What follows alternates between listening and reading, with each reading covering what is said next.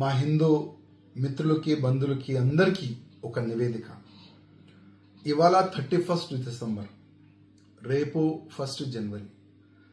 చాలా మంది మన హిందువులకి అసలు ఇది తెలియదు, మనకు కొత్త సంవత్సరం ఎప్పుడు వస్తుంది.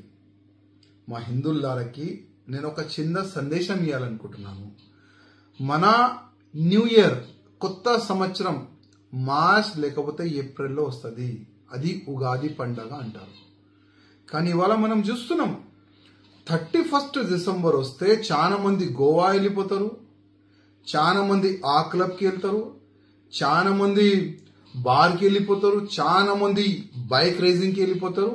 నెక్స్ట్ డే పేపర్లో హెడ్డింగ్లో వచ్చేస్తారు, యాక్సిడెంట్లో చనిపోయినది. ఇదేనా మన సంస్కృతి? ఇదేనా మన పెద్దోళ్ళు మనకు నేర్పిస్తున్నారు? తమ్ముళ్ళారా, నా ఒక నివేదిక.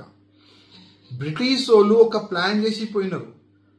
మనకు కొత్త సంవత్సరం 31 డిసెంబర్కే, 1 జనవరికే మనకు సంవత్సరం వస్తుంది, కొత్త సంవత్సరం వస్తుందని వాళ్ళు ఒక ప్లాన్ చేసి పోయినారు. తమ్ముళ్ళారా, క్యాలెండర్ చేంజ్ అవుతుంది, మన ఫ్యూచర్ కాదు. మన ఫ్యూచర్ ఎప్పుడు చేంజ్ అవుతుంది? ఉగాది పండగ రోజు. చాలా మందికి మనం చూస్తాం 31 డిసెంబర్ 1 జనవరికి చాలా వరకు పండితుల దగ్గరికి వెళ్తారు. అయ్యా, కొత్త సంవత్సరం వచ్చింది, నా జాతకం చూడండి, నా ఫ్యూచర్ చూడండి అని చాలా వరకు వెళ్తారు. కానీ దాంట్లో ఏముండదు, ఏమి కూడా ఉండదు. అందుకోసం నా తమ్ముళ్ళారా, మీ జాతకంలో మార్పు ఎప్పుడు వస్తుంది?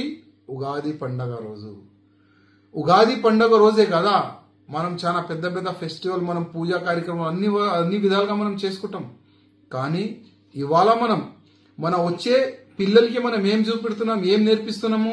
అయ్యా, మనకు కొత్త సంవత్సరం 31 డిసెంబర్ 1 జనవరికి ఉంది. మీకు చూసి ఆయన కూడా అదే నేర్చుకుంటారు. మళ్ళీ ఉగాది పండగ అయిందంటే జస్ట్ ఒక పండగ, ఆ విధంగా మన పిల్లలు కూడా నేర్చుకుంటారు. అందుకోసం నా హిందూ బంధువులకి నేను రిక్వెస్ట్ చేస్తున్నా, 31 డిసెంబర్ 1 జనవరికి హిందువులకి కొత్త సంవత్సరం కాదు, హిందువులకి కొత్త సంవత్సరం ఉగాది పండగ.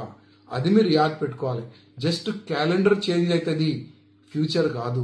అందరికీ రిక్వెస్ట్ చేస్తున్నా, మన ధర్మం, మన సంస్కృతి మనమే కాపాడుకోవాలి. అందుకోసం ఈ 31 డిసెంబర్ కానీ 1 జనవరి కానీ ఎక్కువ ధూమ్ధామ్గా ఎవరు కూడా జరపకూడదని నేను అందరికీ రిక్వెస్ట్ చేస్తున్నా.